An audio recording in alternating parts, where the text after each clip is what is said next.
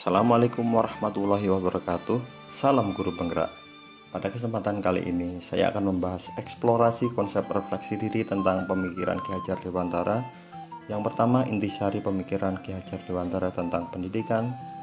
Ki Hajar Dewantara menjelaskan bahwa pendidikan dan pengajaran merupakan usaha persiapan dan persediaan untuk segala kepentingan hidup manusia, baik dalam hidup bermasyarakat maupun hidup berbudaya dalam arti yang seluas-luasnya.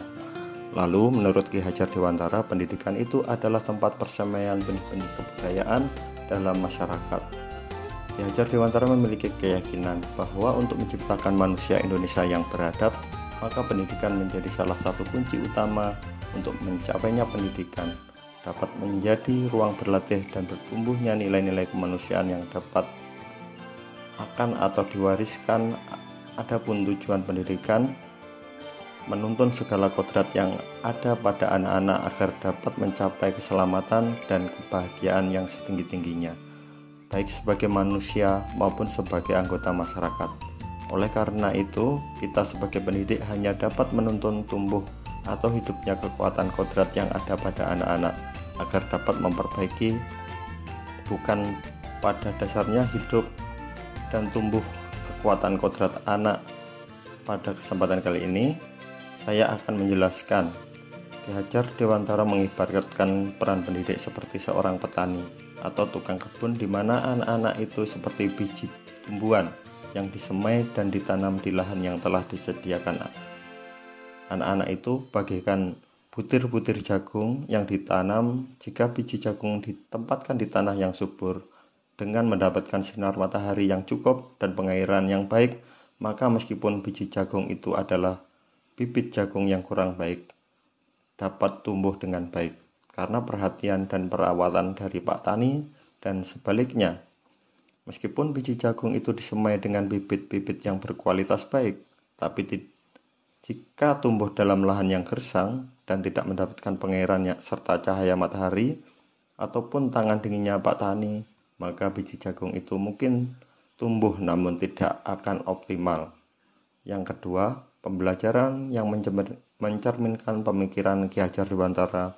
Pembelajaran dari filosofi Ki Hajar Dewantara, yang pertama, memerdekakan dan berpusat pada murid. Yang kedua, mengikuti perkembangan zaman. Yang ketiga, tidak bertentangan pada nilai-nilai kemanusiaan.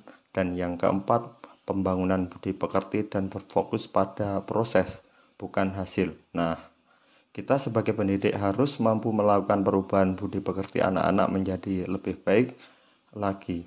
Menurut Ki Hajar Dewantara, budi pekerti itu diartikan sebagai perpaduan antara cipta atau kognitif, karsa atau afektif, sehingga menciptakan karya atau psikomotor. Pendidikan harus mampu mengubah budi pekerti peserta didik menjadi lebih baik.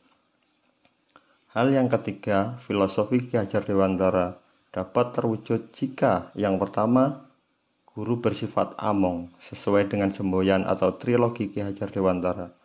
Yang kedua, pembelajaran sesuai dengan kodrat alam dan kodrat zaman. Dan yang terakhir, kemerdekaan dalam konsep memilih metode pembelajaran dan evaluasi yang bersifat atau berpihak pada murid. Yang keempat, konsep pemikiran Ki Hajar Dewantara di kelas yang telah saya lakukan adalah: yang pertama, mengikuti perkembangan zaman dengan berbagai pemanfaatan iptek pada proses pembelajaran melalui platform yang menarik. Yang kedua, sistem among dengan memberikan kebebasan kepada peserta didik menemukan sumber belajar seluas-luasnya untuk menemukan pengetahuan-pengetahuan baru, baik secara individu maupun berkelompok.